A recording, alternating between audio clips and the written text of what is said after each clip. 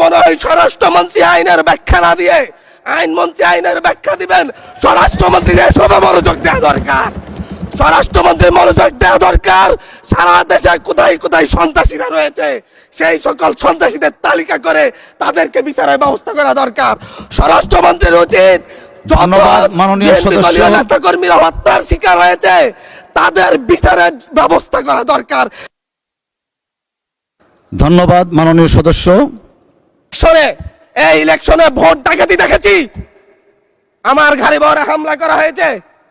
আমি কি এই ইলেকশনের জন্য নিজের রক্ত জড়িয়েছি? আমি আজকে স্বরাষ্ট্রমন্ত্রী আছেন, মাননীয় প্রধানমন্ত্রী আছেন, আমি এখানে প্রশ্ন করি আমি কি রক্ত জড়িয়েছি? আমরা রক্ত জড়িয়েছি বলে আপনারা আজকে সংসদে প্রধানমন্ত্রী স্বরাষ্ট্রমন্ত্রী হয়েছেন।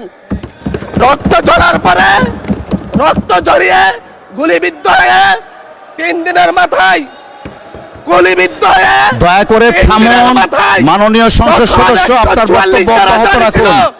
144 ধারার মধ্যে আবার নিজে গুলিবিদ্ধ পা নিয়ে বের হয়ে গিয়ে সংবাদ সম্মেলন করে বলেছি আবার রাস্তায় নামুন, পুতুল হতে হবে। আমরা বলেছি নতুন বাংলাদেশ দিব। আমরা নতুন বাংলাদেশ আবার প্রতারণার রাজনীতি দেখতে চাই না, প্রবঞ্চনার রাজনীতি দেখতে চাই না।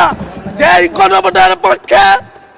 গণভোটের পক্ষে আমাদের মাননীয় প্রধানমন্ত্রী প্রচারণা চালিয়েছেন, যে আদেশের পক্ষে মাননীয় সরকার দলীয় সংসদ সদস্যরা প্রচারণা চালিয়েছেন, আজকে এখানে এসে কেন এটা নিয়ে আবার দীর্ঘ আলোচনা হতে হবে? আমরা 90-এর গণঅভ্যুত্থানের কথা বলে যাই নাই। 3 জোটের রূপরেখা হয়েছে, বাংলাদেশ গণতান্ত্রিক ভাবে উত্তীর্ণ হবে কথা দেওয়া হয়েছিল, কিন্তু 94 সালের মাগুরার নির্বাচন কারা আয়োজন করেছিল? কারা 94 সালে মাগুরার নির্বাচন আয়োজন করেছিল? আজকে আবার এই সংসদে দাঁড়িয়ে আবার এমন একটা ব্যবস্থা নিয়ে যাচ্ছেন, আরেকবার যে মাগুরার নির্বাচন আয়োজন করবেন না এর নিশ্চয়তা কে দিবে? এর নিশ্চয়তা কে দিবে? আমি আমার সবচাইতে কম বয়সী প্রার্থী হিসাবে নিজের প্রার্থীটা জমা দিয়ে এলাকায় গিয়েছি প্রচারণা করতে। 3বার হামলা শিকার হতে হয়েছে।